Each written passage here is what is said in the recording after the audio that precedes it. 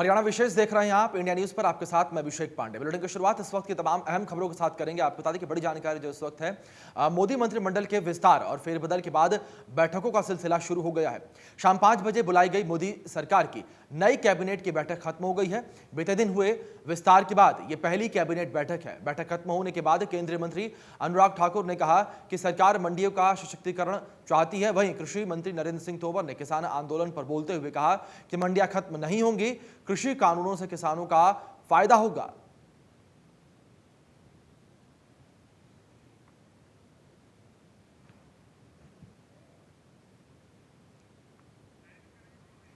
तो आपको बता दें कि जिस तरीके से मोदी मंत्रिमंडल का विस्तार हम सभी ने कल देखा था, तो वहीं अब विस्तार के बाद सभी मंत्रियों ने अपना कामकाज जो है वो संभाल लिया है। और वहीं आपको बता दें कि मंत्रिमंडल के विस्तार के बाद पहली प्रेस कॉन्फ्रेंस जो है वो देखने को मिली।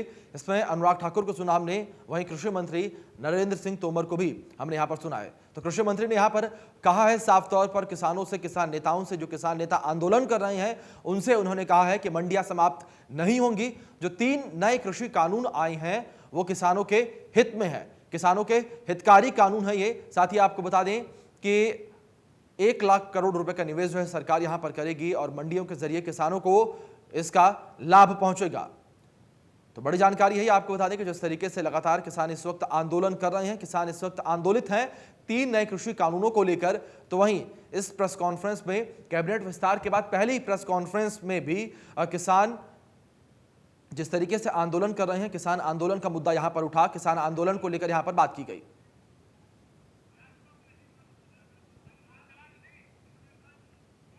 आपको याद होगा कि पिछले वर्ष 15 मई 2020 को माननीय वित्त मंत्री जी ने 1 लाख करोड़ के एग्रीकल्चर इंफ्रास्ट्रक्चर फंड की घोषणा की थी और उसके बाद 1 फरवरी 2021 को माननीय वित्त मंत्री जी ने बजट में ये भी घोषणा की थी कि इसमें एपीएमसीज को जोड़ा जाएगा।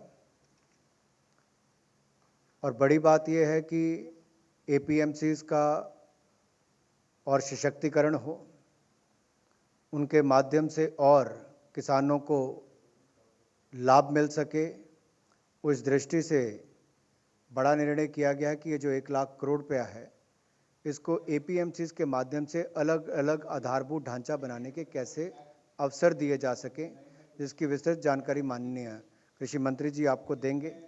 इसके अलावा जो हमारा कोकोनट डेवलपमेंट बोर्ड है, उसको ही कोकोनट डेवलपमेंट बोर्ड एक्ट 1979 में कुछ अमेंडमेंट्स की गई हैं कि जिसमें चेयरमैन की पोस्ट को लेकर उसकी बजाय उसमें और प्रोफेशनलिज्म आए, नॉन एग्जीक्यूटिव चेयरमैन और सीईओ को बनाने का निर्णय किया गया है। इसमें भी कोकोनट के उत्पादकों को, उससे जुड़ी हुई इंडस्ट्री को बल मिलेगा। पहले निर्णय में जहां एपीएमसी के माध्यम से देश भर के किसानों को और लाभ देने का काम किया है, जैसा पहले ई-नैम्स के माध्यम से भी मंडियों को और मजबूत करने का काम किया। सबके ध्यान में है कि भारत सरकार ने जो कुछ भी समय समय पर कहा है उसको करने का सदप्रयत्न किया है और जो घोषणा बजट में भारत सरकार की होती हैं उनको भी क्रमशः हम पूरा करते हैं।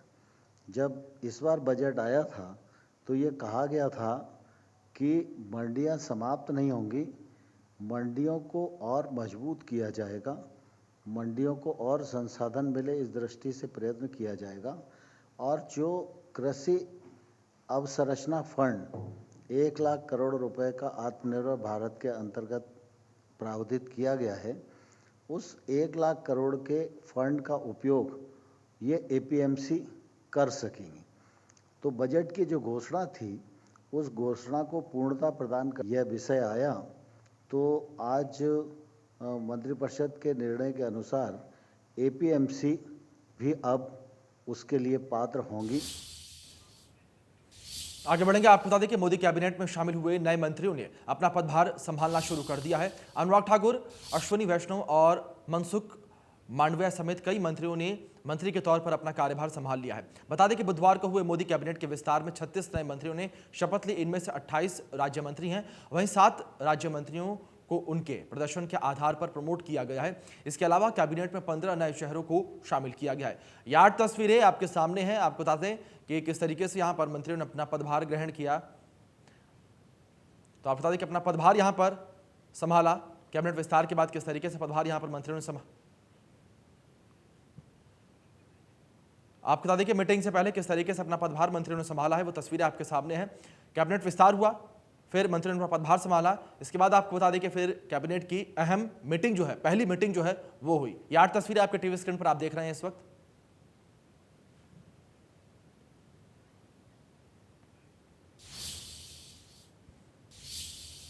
आगे बढ़ेंगे। वहीं मोदी मंत्रिमंडल में विस्तार को लेकर कैबिनेट मंत्री कमलपाल गुर्जर ने क्या कुछ कहा है, वो आपको सुनवाते हैं।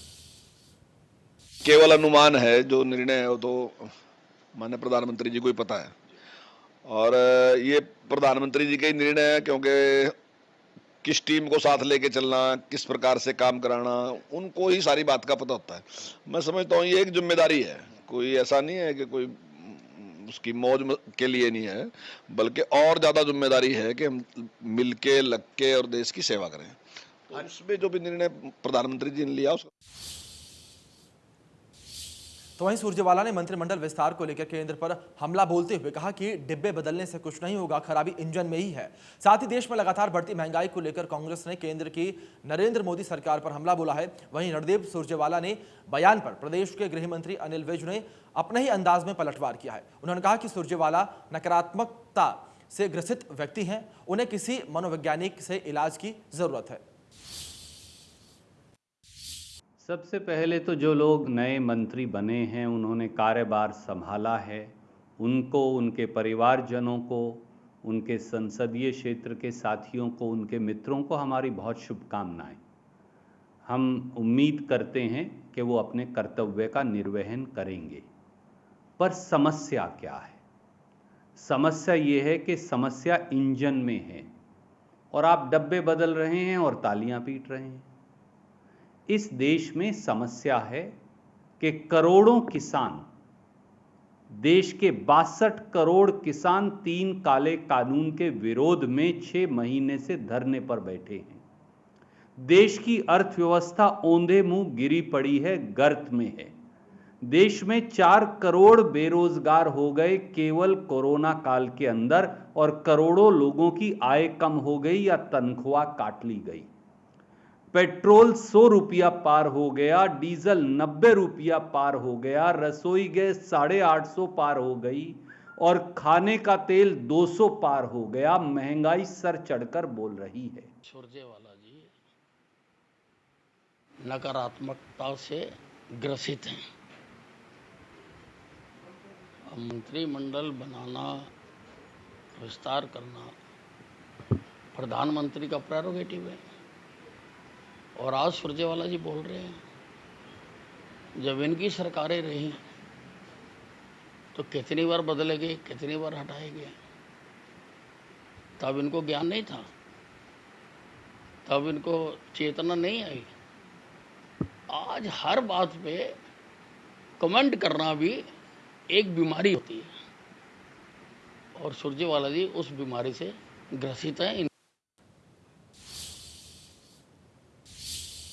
तो वहीं किसान नेता गुरनाम सिंह चढ़ूनी ने पंजाब विधानसभा चुनावों को लेकर बड़ा बयान दिया है। उन्होंने कहा है कि पंजाब में 2022 में विधानसभा चुनाव होने हैं, इससे किसान चुनाव लड़कर देश का पहला रोल मॉडल तैयार करें। वहीं किसान नेता गुरनाम सिंह चढ़ूनी ने इस बयान पर सीएम मनोहर लाल ने प्रतिक्रिया दी है। उन्होंने कहा है कि राजनीति से प्रेरित होकर वे इस आंदोलन को चलाए हुए हैं।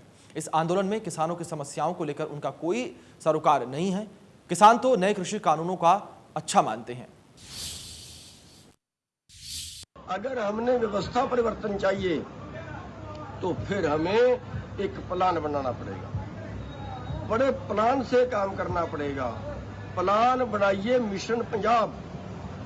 आज पंजाब के जितने संगठन हैं वो इस आंदोलन में बहुत सक्रिय भूमिका निभा रहे हैं।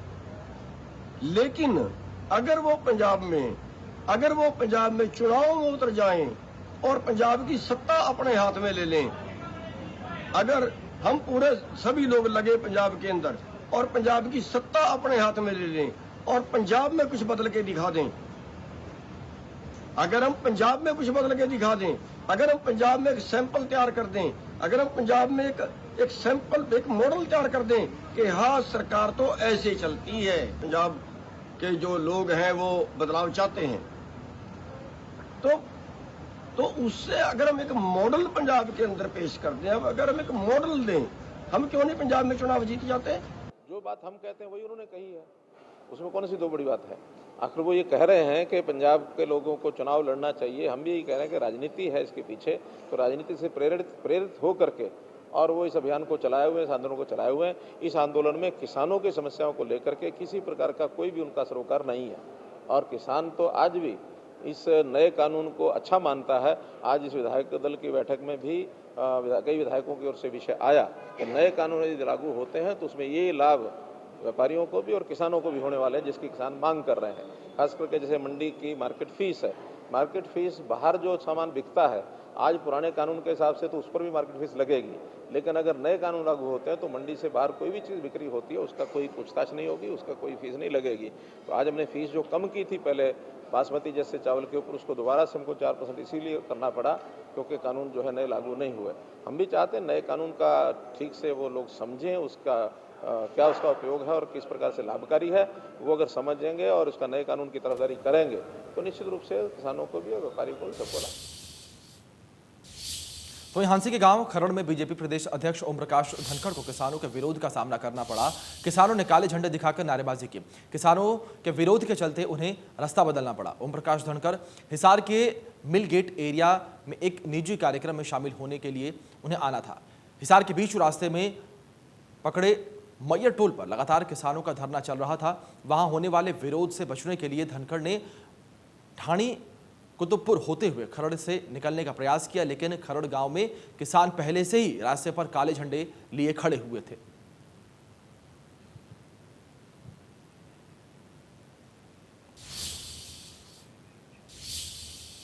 आगे बढ़ेंगे। आपको बता दें कि 15 अगस्त के मौके पर हरियाणा बीजेपी प्रदेश के सभी 90 विधानसभा क्षेत्रों में तिरंगा यात्रा निकाली जा रही है। चंडीगढ़ में हुई बीजेपी की बैठक में इस पर सहमति बनी है। शिक्षा मंत्री कमलपाल गुर्जर से खास बातचीत में बताया कि इस कार्यक्रम में जनता की भागीदारी भी रहेगी।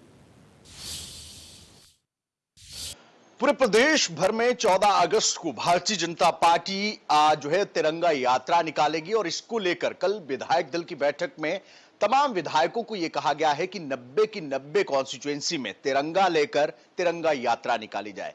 क्या प्रारूप रहेगा, किस तरह से इसे इनिशिएट किया जाएगा, इसको लेकर बात करने के लिए हमारे साथ इस समय मौजूद हैं शिक्षा मंत्री कमलपाल गुर्जर साहब। मंत्री जी, किस तरह से इसको इंप्लीमेंट करेंगे आप? क्या ये तय किया गया है किस तरह से तिरंगा यात्रा जो है निकाली जाए? क्या तमाम कॉन्स्टिट्यूएंसी में तिरंगा यात्रा निकाली जाए? देखिए, इस प्रकार की यात्रा हमने पहले भी कई साल से हम निकालते हैं, और जब से केंद्र में हमारी सरकार बनी तो माननीय नरेंद्र मोदी जी ने एक आह्वान किया था कि जो 15 अगस्त है इसको बड़े धूमधाम से मनाया जाना चाहिए, और ये जो उत्सव है ये जनता का उत्सव बनना चाहिए। केवल सरकारी कार्यक्रम करके ही इतिश्री नहीं करनी चाहिए इस कार्यक्रम की, जनता की भागीदारी इसमें होनी चाहिए। तो हम पिछले कई साल से इस प्रकार का कार्यक्रम करते हैं। 15 अगस्त पे तिरंगा यात्रा या कोई इस प्रकार का कार्यक्रम, मैक्सिमम तो तिरंगा यात्रा ही हर बार ऐसे ही होता है, तिरंगा यात्रा होती है। और वो हमारा संगठन है कि संगठन के हिसाब से हम निर्णय कर लेते हैं। कई बार मंडल के अनुसार भी कार्यक्रम कर लेते हैं, कई बार विधानसभा के अनुसार भी कर लेते हैं, कई बार जिले के अनुसार भी कार्यक्रम करते हैं। तो वो जिले पे माननीय मुख्यमंत्री जी और हमारे प्रदेश अध्यक्ष ने ये निर्णय लिया है कि जिला उसमें अपना निर्णय ले लेगा। अगर वो मंडल पे करना चाहता है तो मंडल पे अपना कार्यक्रम कर ले, और विधानसभा के हिसाब से करना चाहता है विधानसभा के हिसाब से कर ले, जैसे भी उसको सुविधा है तो उसके हिसाब से कार्यक्रम कर ले। बहुत बड़ा दिन होता है और तिरंगे की शान के लिए हर भारतवासी जीता है, लेकिन जो परिस्थितियां पीछे तब्दील हुई हैं सर, पहले सौहार्दपूर्ण वातावरण में आप तिरंगा यात्रा निकालते थे, लोग आपके पीछे चलकर नारे लगाते थे। आज परिस्थिति ये है कि प्रदेश के गांव में नेता घुसने से पहले काले झंडे लेकर किसान आपका विरोध करने आ जाते हैं। ऐसी परिस्थिति में तिरंगा यात्रा क्या निकल पाएगी? प्रैक्टिकली जमीन पर उसे उतार पाएंगे? क्या उसके लिए प्लान ऑफ एक्शन जो है वो तैयार किया गया? देखिए, कार्यक्रम ना तो कोई पार्टी का कार्यक्रम है और ना ही इसको आप सरकार का कार्यक्रम है, तो ये तो एक देशभक्ति का कार्यक्रम है कि पार्टी अगर कोई कार्यक्रम कर रही तो वो देशभक्ति के लिए 15 अगस्त का कार्यक्रम है, इस हिसाब से पार्टी कार्यक्रम कर रही, ना कि कोई किसी का मेंबरशिप का कार्यक्रम है या किसी के बारे में कुछ जानकारी देने का कार्यक्रम, कोई इस प्रकार का नहीं। केवल देशभक्ति का एक कार्यक्रम है कि 15 अगस्त पे जनता इसमें शामिल हो, तिरंगा यात्रा लेकर। तिरंगा कोई किसी पार्टी का नहीं है, तिरंगा तो सबका है। तिरंगा 135 करोड़ लोग हैं, 135 करोड़ लोगों का तिरंगा है। और अगर स्वतंत्रता दिवस है तो स्वतंत्रता दिवस भी सबके लिए वैसे ही है, जैसा वो मेरे लिए है ऐसे ही सबके लिए है, हर आदमी के लिए, हर भारतवासी के लिए वो उतना ही अच्छा है। तो उसको जोर शोर से मनाया जाए, उसके लिए एक कार्यक्रम रखा। मुझे नहीं लगता कि इसमें कोई विरोध करने का कोई औचित्य भी नहीं बढ़ता, और मुझे लगता है कोई करेगा भी नहीं। जहां तक मुझे मेरा अनुमान है, कोई इसमें विरोध नहीं करेगा, ना ही कुछ इस प्रकार की घटना घटेगी। उम्मीद तो यही की जा रही कि विरोध नहीं होगा, और 90%, 99% आप मान लीजिए कि विरोध नहीं होगा। लेकिन पॉलिटिकल पंडितों का यह कहना है कि बीजेपी की ओर से ये काट निकाली गई है कि गांव में जो प्रवेश नहीं होने दिया जा रहा था, अपने हलके में नहीं जाने दिया जा रहा था, इस यात्रा के माध्यम से कहीं ना कहीं सीधे तौर पर साधा जाएगा कि इस यात्रा को कोई रोकेगा नहीं, और ऐसी परिस्थितियों में जो प्रवेश निषेध थे उसकी दरवाजे जो है वो खुलते नजर आएंगे। क्या कहें? नहीं, अगर तो ये हम पहली बार करते तो निश्चित तौर से इस पे आप ऐसा अनुमान लगा सकते थे, लेकिन जब पिछले कई सालों से करते रहे, कोई अब की बार तो नहीं हम कर रहे, हम तो पिछले भी कई सालों से इस प्रकार का कार्यक्रम का आयोजन करते हैं। तो शिक्षा मंत्री कंवरपाल गुर्जर हैं, जिनका यह कहना है कि 15 अगस्त के मौके पर इससे पहले भी तिरंगा यात्रा जो है वो निकाली जाती रही है, लेकिन परिस्थितियां ऐसी हैं कि आज के दिन प्रदेश में जिस तरह से किसानों की ओर से विरोध किया जा रहा है, पॉलिटिकल पंडितों की माने तो तिरंगा यात्रा के माध्यम से कहीं ना कहीं जो विरोध है उसके खात्मे का प्रयास जो है वो किया जा रहा है। लेकिन साफ तौर पर नेताओं का यह कहना है कि ये देश के सम्मान का दिन है और तिरंगे के शान का दिन है, तो ऐसे में तिरंगा यात्रा जिस धूमधाम से निकाली जाती थी उसी तरह से निकाली जाएगी, और ऐसे में विरोध जो है वो उसका होता दिखाई नहीं देगा। तो वहीं धान बिजाई के लिए किसानों को अब 2 घंटे ज्यादा यानी कि 10 घंटे बिजली मिलेगी। बिजली मंत्री रणजीत चौटाला ने कहा है कि किसानों के हित में सरकार फैसले ले रही है। मानसून आने में जरा लेट हो गया, तो हमेशा फर्स्ट वीक में आ जाता है, पहले 5 के आसपास, कभी 2-3 को 1 को आ जाया करती है। आपके 10 दिन लेट है, इस करके किसानों को तकलीफ ना हो, क्योंकि ये पीक सीजन है पैडी का, धान की बुआई में देर ना हो, लोग परेशान ना होते फिरें, बरसात की तरफ देखते थे। तो इस करके हमारे मुख्यमंत्री जी ने फैसला करा कि उनको मदद करने के लिए, उनकी बैक पे खड़े होने के लिए 8 से 10 घंटे बिजली दे दी गई। ये अकेला हरियाणा में अभी फैसला हुआ, अब कल कोई स्टेट और फॉलो कर ले तो दूसरी बात है। और इसका बड़ा अच्छा मैसेज गया, कल से मुझे मेरे फ़ोन पे कोई 500 फ़ोन बड़े पॉजिटिव रिएक्शन आए कि साहब ये बहुत बढ़िया काम करा, ये पहली बार हुआ है, बहुत अच्छा, सारे किसान बच जाएंगे। और ये जैसे ही बरसात होगी, जब पहली बरसात आ जाएगी, अच्छी बरसात आ जाएगी, जब नहीं जरूरत होगी तो अपने आप ही बिजली कम हो जाएगी, हम विड्रा कर लेंगे। सब पंजाब में 2 दिन के लिए इंडस्ट्री टोटल बंद कर दी गई, पंजाब के दफ्तर आधे समय तक के लिए कर दी गई कि बिजली की प्रॉब्लम, और गाँव में भी दिक्कत आ रही है।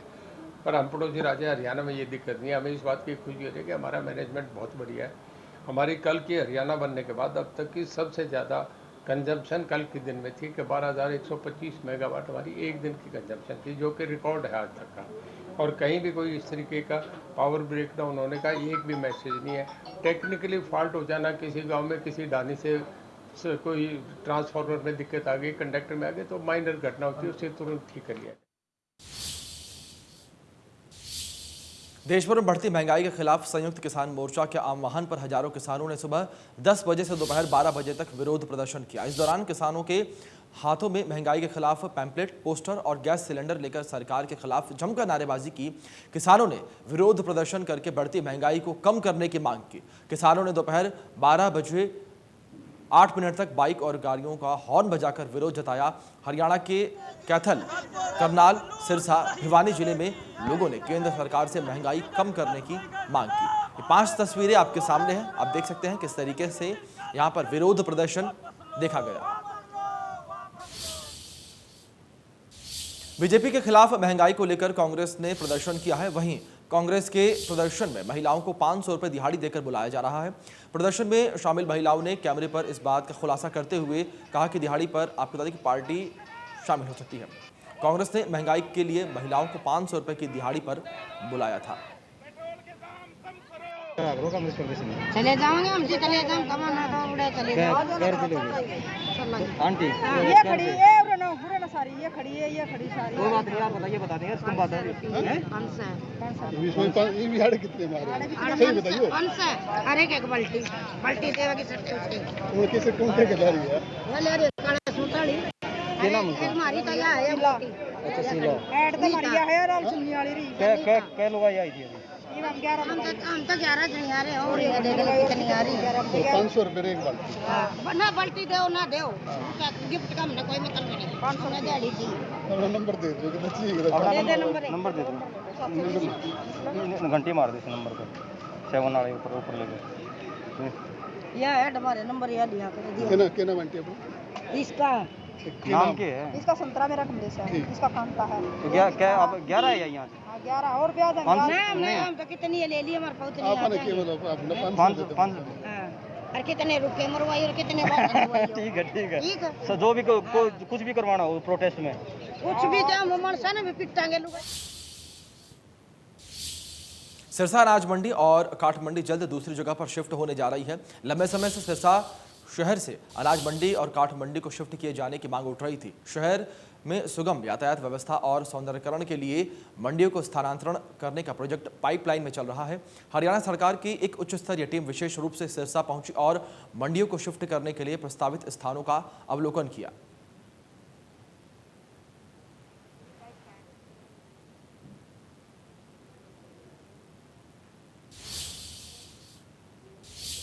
फिलहाल इस खास बुलेटिन में इतना ही। तमाम बड़े अपडेट्स के लिए देखते रहिए इंडिया न्यूज। धन्यवाद।